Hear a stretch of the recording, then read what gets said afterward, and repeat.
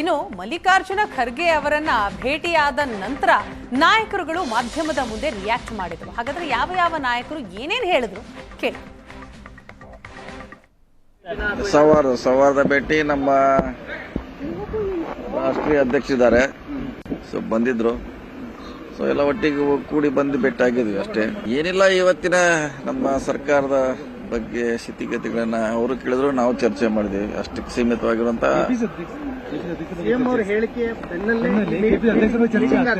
ಇಲ್ಲ, ಅದು ಬೇರೆ. ನಾವು ಮೊದಲೇ ಭೇಟಿಯಾಗಲಿಕ್ಕೆ ಇದು ನಿಗದಿ ಆಗಿತ್ತು. ಆ ಸ್ಟೇಟ್ಮೆಂಟ್ ಬೆಳಗ್ಗೆ ಬಂದಿದ್ದು, ಇದು 3 ಸೀನ್ದೆ ಫಿಕ್ಸ್ ಆಗಿತ್ತು. ಇದಕ್ಕೇನು ಸಂಬಂಧ ಇಲ್ಲ. ಒಟ್ಟಿಗೆ ಬಂದಿದೀವಿ, ಒಟ್ಟಿಗೆ ಕೂಡಿದೀವಿ, ಎಲ್ಲ ಒಟ್ಟಿಗೆ ಇದೀವಿ. ಇಲ್ಲ, ರಾಜಕೀಯ ಚರ್ಚೆ ಅಷ್ಟೇ. ನಮ್ಮ ರಾಜ್ಯದ ಸ್ಥಿತಿಗತಿ ಸವಾರು ಕಲ್ಟಸಿ ಖರ್ಗೆ ಸಾಹೇಬ್ರು ಇದ್ದಾರೆ ಅಂದ್ರೂ ಬಂದ್ವಿ, ಭೇಟಿ ಮಾಡಿ ಹೋಗ್ತಾ ಇದೀವಿ. ಎಲ್ಲ ಪ್ರಮುಖ ಸಚಿವರೆಲ್ಲ ಭೇಟಿ ಕೊಟ್ಟಿಲ್ಲ. ಎಲ್ಲರೂ ನಾನು ಬಂದಿದ್ದೆ, ಆಮೇಲೆ ನೋಡ್ತೀನಿ ಪರಮೇಶ್ವರ್ ಬಂದವ್ರೆ, ಮಾದೇವಪ್ಪ ಬಂದವ್ರೆ, ಸತೀಶ್ ಅವ್ರು ಬಂದಿದ್ರು. ಎಲ್ಲ ಖರ್ಗೆ ಸಾಹೇಬ್ರು ಬಂದವ್ರ ಅಂತ ಭೇಟಿ ಮಾಡಕ್ ಬಂದಿದ್ವಿ. ಪ್ರತಿ ಸಲ ಬರ್ತೀವಿ ನಾವು. 5 ವರ್ಷ ಅಂತ ಸಿಎಂ ಹೇಳಿದ ಬೆನ್ನಲ್ಲೇ ಈಗ ಸಿಎಂ ಅವರೇ ಹೇಳಿಕೆ ಕೊಟ್ಟಿದ್ದಾರೆ. ನನ್ಗೆ ಆತರ ಏನು ಮಾತುಕತೆ ನಡೆದಿಲ್ಲ, ಏನು ಒಪ್ಪಂದ ಆಗಿಲ್ಲ. ನಾನೇ 5 ವರ್ಷ ಸಿಎಂ ಅಂತ ಮಾಧ್ಯಮದಲ್ಲಿ ಹೇಳಿದಾರ ಅಂತ ಹೇಳ್ಬಿಟ್ಟು ನನ್ ಸುದ್ದಿ ಬಂತು. ಏನೇನಿಲ್ಲ ಬಸ್, ನಾವು ಕಲ್ಟಸಿ ಮೀಟಿಂಗ್ ಬಂದಿದ್ದು. ಕಲ್ಟಸಿ ಮಲ್ಲಿಕಾರ್ಜುನ ಖರ್ಗೆ ಸಾಹೇಬರಿಗೆ ಅರಣ್ಯ ಇಲಾಖೆ ಬಗ್ಗೆ ನಾನು ಬ್ರೀಫ್ ಮಾಡಿದ್ದೇನೆ. ಎಲ್ಲ ಗೊಂದಲಗಳಿಗೆ ತೆರೆ ಎಳೆದಿದ್ದಾರೆ ಸರ್. ಈ ದಿವಸ ನಾನೇ ಮುಖ್ಯಮಂತ್ರಿ ಅಂತ ದೆಹಲಿಯಲ್ಲಿ ಕೂಡ ಹೇಳಿದ್ದಾರೆ ಸರ್.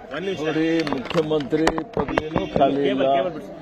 ಇವತ್ತು ಈಗಾಗಲೇ ಹೈಕಮಾಂಡ್ ಈ ವಿಷಯದ ಬಗ್ಗೆ ಬಹಳ ಸ್ಪಷ್ಟವಾಗಿ ಸೂಚನೆ ಕೊಟ್ಟಿದ್ದಾರೆ. ಅರ್ಥ ಆಯ್ತಾ? ಮತ್ತೆ ಪದೇ ಪದೇ ಯಾವ ಪುರುಷಾರ್ಥಕ್ಕೆ ನೀವು ಕೇಳ್ತೀರಿ ಗೊತ್ತಿಲ್ಲ ನನಗೆ.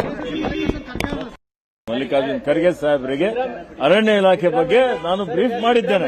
ಎಲ್ಲ ಗೊಂದಲಗಳಿಗೆ ತೆರೆ ಎಳೆದಿದ್ದಾರೆ ಸರ್. ಈ ದಿವಸ ನಾನೇ ಮುಖ್ಯಮಂತ್ರಿ ಅಂತ ದೆಹಲಿಯಲ್ಲಿ ಕೂಡ ಹೇಳಿದ್ದಾರೆ ಸರ್. ನೋಡಿ, ಮುಖ್ಯಮಂತ್ರಿ ಪದವಿನೂ ಖಾಲಿ ಇಲ್ಲ. ಇವತ್ತು ಈಗಾಗಲೇ ಹೈಕಮಾಂಡ್ ಈ ವಿಷಯದ ಬಗ್ಗೆ ಬಹಳ ಸ್ಪಷ್ಟವಾಗಿ ಸೂಚನೆ ಕೊಟ್ಟಿದ್ದಾರೆ. ಅರ್ಥ ಆಯ್ತಾ? ಮತ್ತೆ ಪದೇ ಪದೇ ಯಾವ ಪುರುಷಾರ್ಥಕ್ಕೆ ನೀವು ಕೇಳ್ತೀರಿ ಗೊತ್ತಿಲ್ಲ ನನಗೆ. ರಾಜಕೀಯ ಚರ್ಚೆ ಅಲ್ಲ, ಇದು ಸೌಹಾರ್ದತೆ ಭೇಟಿಗೆ ಬಂದಿದ್ದಾರೆ ಅಷ್ಟೇ ಅಲ್ಲ. ನಾನು ಮುಂಚೆನೆ ಬಂದಿದ್ದೆ, ಆಮೇಲೆ ಅವ್ರು ಬಂದಿದ್ದಾರೆ.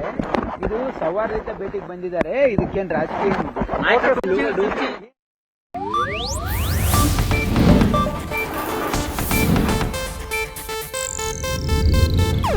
ಇದು ಏಷ್ಯಾನೆಟ್ ನ್ಯೂಸ್ ನೆಟ್ವರ್ಕ್ ಪ್ರಸ್ತುತಿ.